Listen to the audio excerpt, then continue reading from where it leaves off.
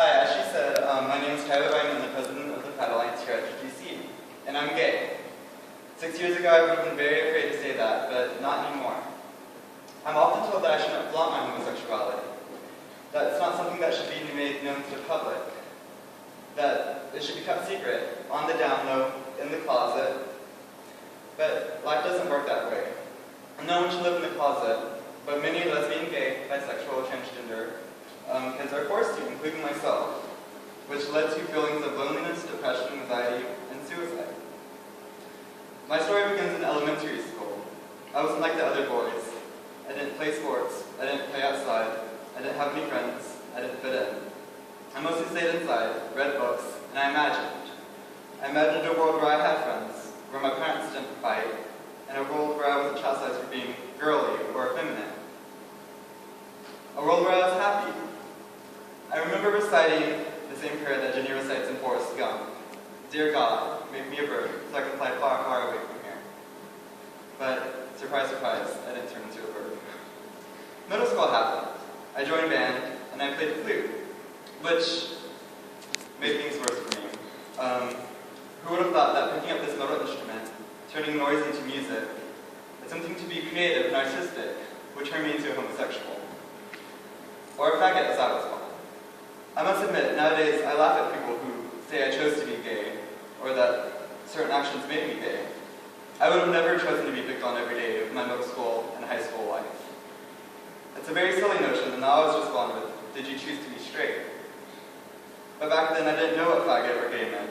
Everyone tossed it around like it was nothing. I didn't know gay people even existed, or that there was a support system available for kids who had the same feelings of depression and anxiety I did. At least once a week in middle school, I would go home and cry in my room because of what those kids said. No one noticed, and I didn't tell my parents because, boys don't cry. In 8th grade, I started cutting myself because I had nowhere to vent. The pain was physical and it went away, so it felt like I was getting over it, but of course I wasn't getting over it because I was still depressed, and it's not a healthy method for coping. It especially wasn't healthy when my parents found out, and they became really angry with me. And although I know they cared, their anger only pushed me further into sadness. After I figured out what gay really meant, sometime between 8th and 9th grade, I came out to myself. It wasn't like, I'm gay and that's okay and I'm fabulous. It was more like, I'm gay, oh shit. This needs to change. I dove into Christianity and I tried to pray the gay away. I read the obscure Bible passages that called gay people abominations, or that it was a sin and everything, and I began to hate myself even more. I felt like a failure, and that prayer wasn't changing me straight, and this once again wasn't a healthy coping method for me. My first 3 years of high school were a complete utter hell. The bullying became physical. I was thrown into trash cans, pushed into lockers, beaten up at the bus stop, the cliche bullying you see on Lifetime or those other mid-middle-aged women shows. Faggot, queer, fruitcake were daily words. People told me to commit suicide because they didn't like me, or how my voice sounded, or how I did my hands like this. And it became a daily thought. It seemed like the only way out. But that's not what hurt the most. What hurt the most was when the teachers looked the other way.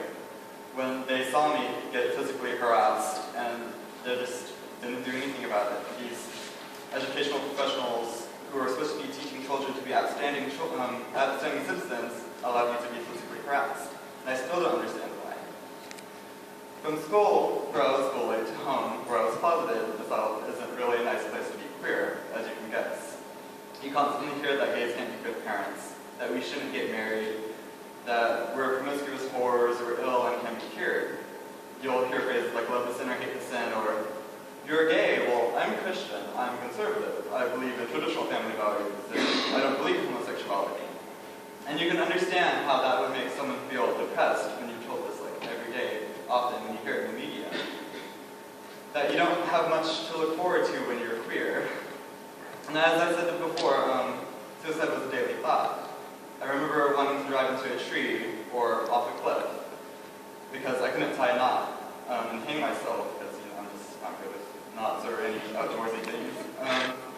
But some mornings I would wake up and say, this is today, that hitting a tree would be quick and people would think it was an accident, so they wouldn't blame themselves. But as you know, I didn't go through with it, and it left me a little option but to come out.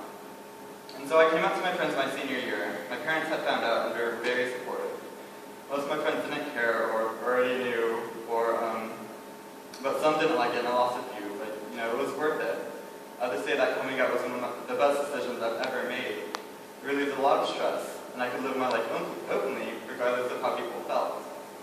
My school counselor and I became really acquainted, and she was the first adult besides my parents to tell me it was okay to be gay. And that meant a lot, and I still remember her, and I owe her so much. I'm supposed to tell you now that it gets better. Well, I assure you that it doesn't magically get better when you graduate high school and go to college. I went to a licensed therapist for my depression, and although he didn't cure me of my depression or anxiety, he gave me the tools to deal with my emotions and with other people. People will still pray for you because of your deviancy. People will still say homophobic things to me and use their religion as a scapegoat. And while I still have some bad days, I have the tools to uplift myself. When I wake up and I feel like I can't do today, that I don't want to be here, I remind myself of all the people who love me, the people who I love, the people who I live for, and all the things I want to accomplish. Setting and accomplishing goals has become a day-to-day activity for me. It has built my self-confidence and made me a stronger person. Goal to goal has led me to today. I don't have to imagine a world where I'm happy, I can live in it. A world where I stand for what I believe in and strive against stigma society presents. We can end the stigma against mental health issues. We can end the stigma concerning the LGBT community. And we can end bullying in schools. And I want to say to all the LGBTQ people here who have been told that they're less of a person by their families, by their churches, and by their government. You're not broken, you're not ill, you can be strong and beautiful people. You have value.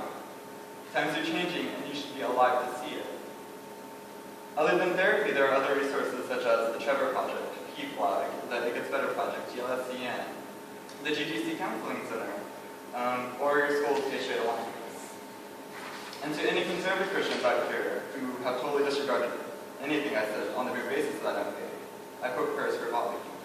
Before you echo amen in your home, a place of worship, think and remember a child is listening. I leave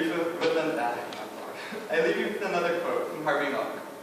If I turned around every time somebody called me a faggot, I'd be walking backward. And I don't want to walk backward. Thank you for your time.